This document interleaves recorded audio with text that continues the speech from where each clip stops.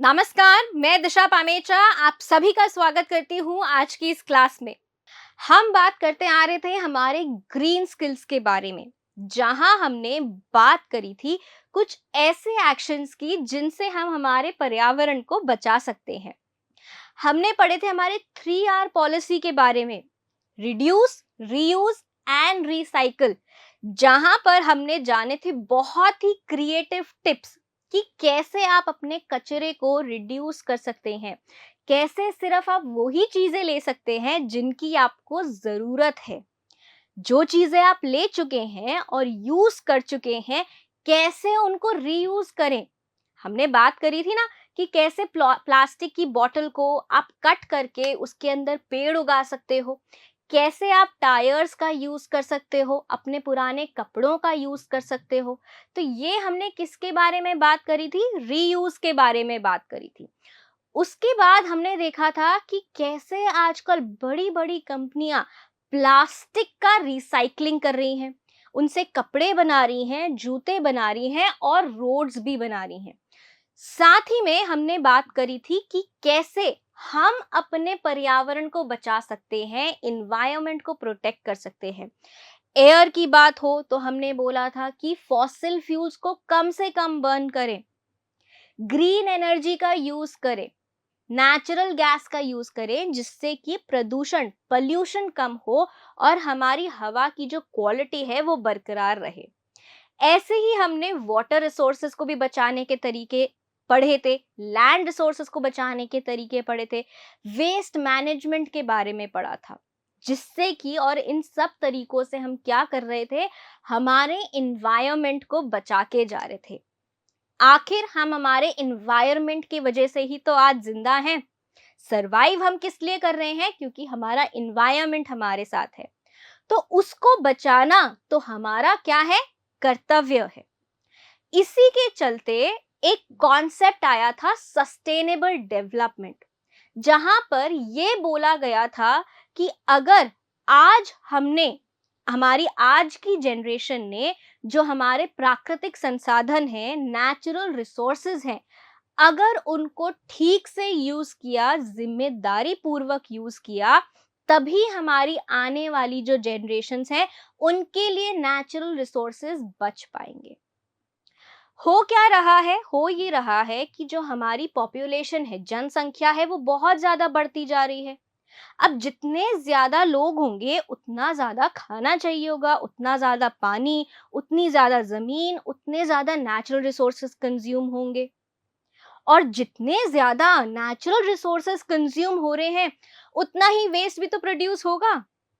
तो वेस्ट को मैनेज करने के लिए काफी सारे तरीके लगेंगे, और इतना वेस्ट मैनेज करना क्या संभव है? बहुत ज्यादा मुश्किल है। और मुश्किल है तो ये जो वेस्ट है ये बिखरता है, हमारे नेचुरल रिसोर्सेज को, एयर, वाटर, लैंड को पल्यूट करता है, प्रदूषित करता है। और हमारे नेचुरल रिसोर्सेज को बचाने के लिए, उनको कंजर्व करने के लिए, आने वाली जनरेशन के लिए रखने के लिए एक टर्म यहाँ पर हमारे पास में आया, सस्टेनेबल डेवलपमेंट। तो सबसे पहले जो सस्टेनेबल डेवलपमेंट है वो आखिर है क्या? तो सस्टेनेबल डेवलपमेंट क्या है? सस्टेनेबल डेवलपमेंट एक ऐसा विकास है, सतत विकास है, जहां पर हम तीन चीजों को साथ में लेकर चलते हैं। सबसे पहला है कि हमारी इकोनॉमिक ग्रोथ होनी चाहिए, जो हमारा नेशन है उसकी इकोनॉमिक ग्रोथ होनी चाहिए, यानी कि इकोनॉमिक डेवलपमेंट होना चाहिए। बात समझ में आ रही है? और इकोनॉमिक डेवलपमेंट के साथ में क्या होनी चाहिए? सोशल प्रोग्रेस भी होनी चाहिए। अब सोशल प्रोग्रेस क्या होगी? सोशल प्रोग्रेस मतलब जो भी सोसाइटी का हिस्सा है, जो भी, जिनसे भी हमारा समाज बनता है, वो सब आगे बढ़ने चाहिए। चाहे वो सरकार हो, चाहे वो प्राइवेट एजेंसीज हो, चाहे वो कोई भी इंडिजिनस ट्राइब्स हो, जंगलों में रहने वाले लोग हो, सबका एक साथ क्या होना चाहिए? विकास होना चाहिए, यानी कि सोशल प्रोग्रेस होनी चाहिए। और जब हम इकोनॉमिक डेवलपमेंट कर रहे हैं, सोशल प्रोग्रेस कर रहे हैं, तो इन सब को करते वक्त हमारा पर्यावरण प्रदूषित नहीं होना चाहिए। इसी को ही हम क्या कहते हैं, सस्टेनेबल डेवलपमेंट, जहां पर हम ग्रो तो कर रहे हैं, डेवलप तो कर रहे हैं, लेकिन हमारे एनवायरनमेंट को प्रोटेक्ट भी कर रहे हैं और उसका इन्हांसमेंट भी कर रहे हैं। तो यूनाइटेड नेशंस ने क्या किया, तो यूनाइटेड नेशंस ने अपनी एक कॉन्फ्रेंस में, जो कि ह्यूमन एनवायरनमेंट पे हुई थी स्वीडन में, वहां पर इंटरनेशनल रिकॉग्निशन दिया था इस कॉन्सेप्ट को, सस्टेनेबल डेवलपमेंट को। तो यहाँ पर क्या बोला गया, यहाँ पर बोला गया कि जो हमारा सस्टेनेबल डेवलपमेंट है, जो डेवलपमेंट है वो इन्वायरमेंट से अलग नहीं है। यानी कि जो हमारा इकोनॉमिक डेवलपमेंट हो रहा है, अगर हम एक तरफ इकोनॉमिक डेवलपमेंट कर रहे हैं, तो दूसरी तरफ हमें हमारे इन्वायरमेंट को भी साथ में लेके चलना पड़ेगा। पहले जो एक कन्वेंशनल अप्रोच होती थी कि इन्वायरमेंट अलग है और डेवलपमेंट अलग है, ऐसा सोचा जाता था कि अगर हम इकोनॉमिकली डेवलपमेंट करेंगे तो हम हमारा इन्वायरमेंट को नहीं बचा पाएंगे। लेकिन यूएनसीएचई की कॉन्फ्रेंस में स्वीडन में ये बोला गया कि जो इन्वायरमेंट है वो इकोनॉमिक डेवलपमेंट के साथ में चलना चाहिए।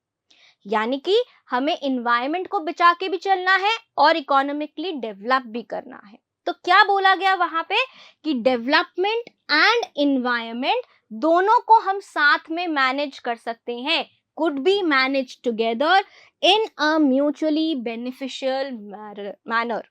यानी कि परस्पर हमारे को लाभ मिल सकता है और हमें क्या करना है, इन दोनों कॉन्सेप्ट्स को साथ में लेकर चलना है। तो ये बात तो हुई थी 1972 में, 1972 में, और यही 1987 में जो हमारा टर्म है सस्टेनेबल डेवलपमेंट, इसे सबसे पहले कॉइन किया गया। सबसे पहले जो सस्टेनेबल डेवलपमेंट ये टर्म है, ये कहाँ आया, ये आया 1987 में।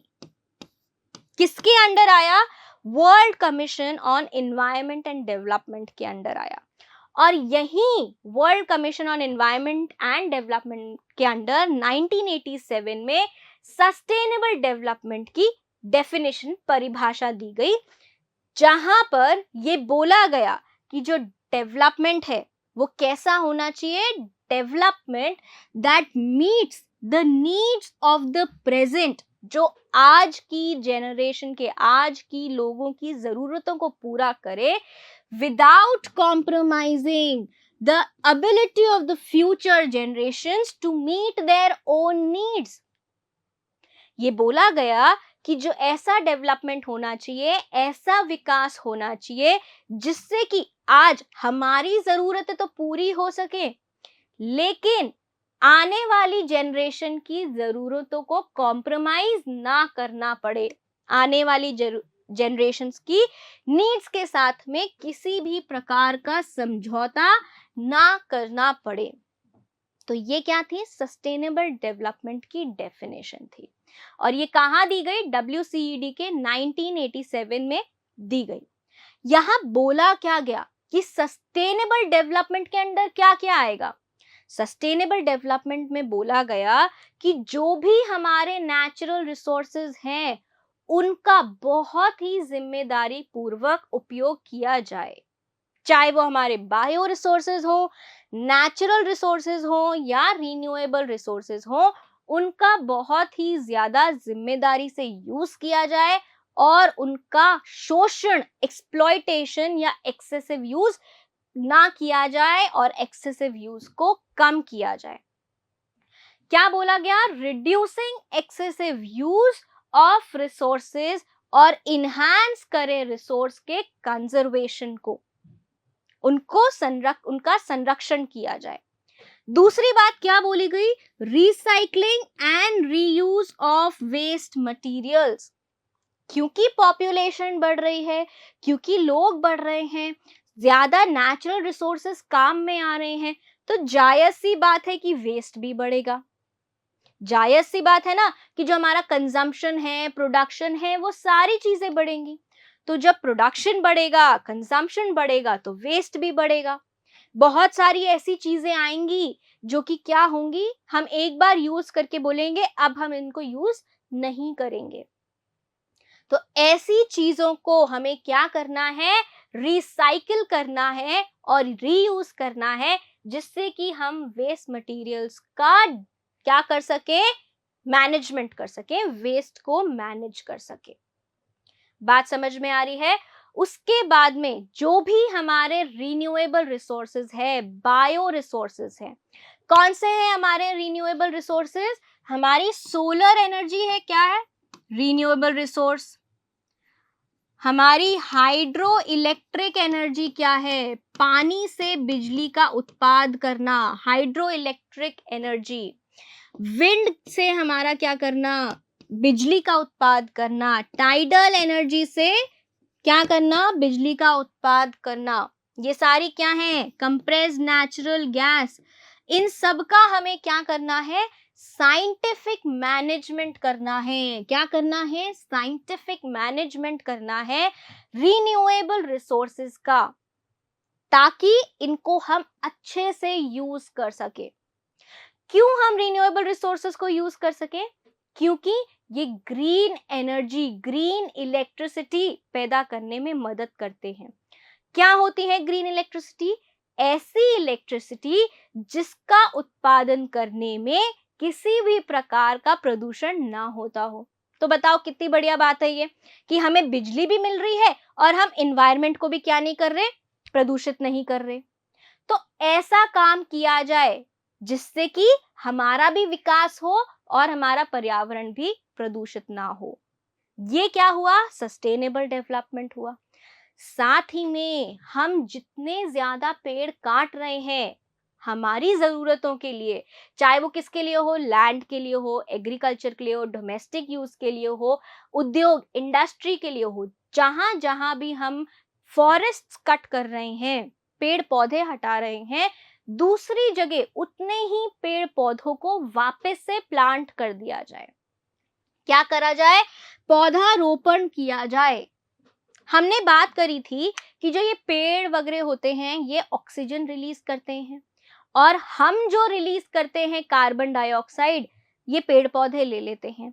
इससे ये हमारी जो एयर है उसकी क्वालिटी को बरकरार रखते हैं, हमारे एटमॉस्फेयर में ऑक्सीजन का कॉन्सेंट्रेशन बनाकर रखते हैं, जिससे कि हमारी एयर क्वालिटी सही रहती है और हमें सांस लेने में दिक्कत नहीं होती है। तो इसलिए जितने हमारे पेड़ हम काट रहे हैं उनको हम क्या करें, वापस से लगा दें, ताकि जो हमारे अर्थ के लंग्स हैं वो बिल्कुल सही रह सकें। और हम कैसे सस्टेनेबल डेवलपमेंट अचीव कर सकते हैं, हम क्या कर सकते हैं, अगर हम बहुत सारा इंफ्रास्ट्रक्चरल डेवलपमेंट कर रहे हैं, बिल्डिंग्स बना रहे हैं, तो इन बिल्डिंग्स के बीच में हम क्या करें, यहाँ पर कुछ ग्रीन ग्रासी पैचेस लगा दें, बीच बीच में इनके क्या करें, घास के टुकड़े बिछा दें।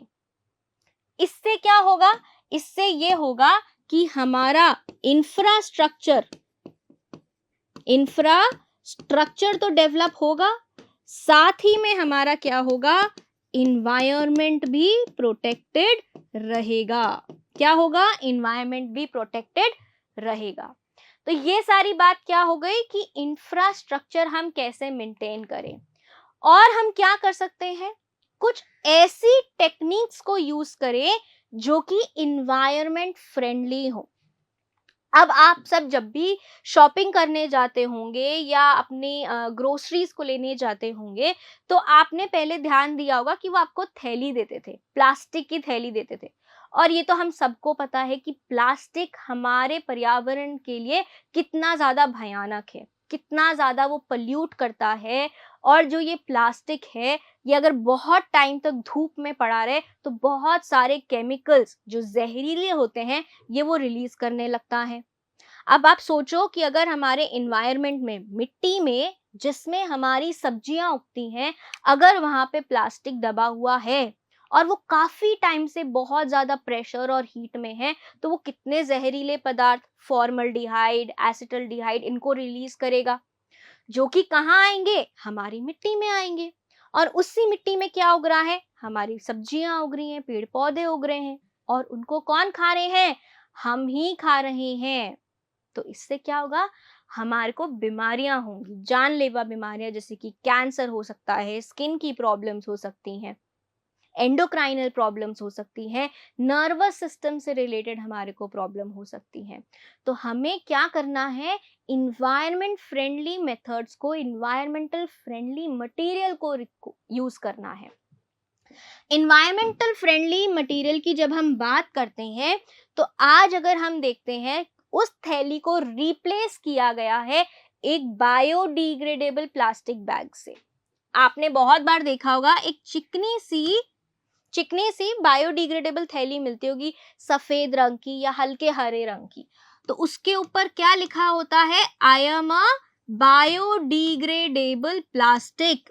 क्या मतलब हुआ, I am a biodegradable plastic. इसका मतलब ये हुआ कि अगर आपने उस थैली को यूज करने के बाद में मिट्टी में, इन्वायरमेंट में फेंक दिया, तो वो किसमें ब्रेक डाउन हो जाएगी, वो सिंपल इनऑर्गेनिक सब्सटेंसेस में ब्रेक डाउन हो जाएगी, यानी कि कार्बन डाइऑक्साइड और वाटर में ब्रेक डाउन हो जाएगी।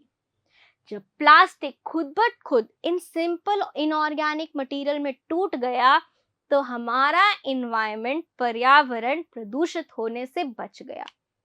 तो हमें क्या करना चाहिए, हमें ऐसी चीजें यूज करनी चाहिए जिससे कि हमारा इन्वायरमेंट बच सके। और ऐसी चीजों को हमने क्या बोला है, इन्वायरमेंट फ्रेंडली मटेरियल या फिर बायोडिग्रेडेबल मटेरियल को, सामग्री को यूज करना चाहिए जो कि पर्यावरण के अनुकूल हो। जैसे कि अगर आप कहीं बाहर गए होंगे और आपने कुछ पीने का मंगाया होगा, तो आजकल प्लास्टिक स्ट्रॉ की जगह क्या मिल रहा है आपको, पेपर का स्ट्रॉ मिल रहा है। तो प्लास्टिक वेस्ट कम हुआ। और आपने देखा होगा कि एक कंपनी है जो कि प्लास्टिक के चम्मचों को हटाने के लिए अनाज के चम्मचे बना रही है, वीट के चम्मच बना रही है, जो कि हम खा सकें, जिससे कि प्लास्टिक के चम्मच का जो कचरा है उससे हम बच सकें। कितनी जगह रिसाइकलिंग हो रही है प्लास्टिक की, कपड़े बन रहे हैं, जूते बन रहे हैं, सड़क बन रहे हैं। तो ये सब क्या हो रहा है, वेस्ट को मैनेज करने के तरीके हैं। और इन्हीं के साथ में हमें क्या यूज करना चाहिए, environmental friendly and resource efficient technologies, जिनसे कि हम हमारे रिसोर्सेस को बचा सके, कंजर्व कर सके और उनका सही इस्तेमाल कर सके।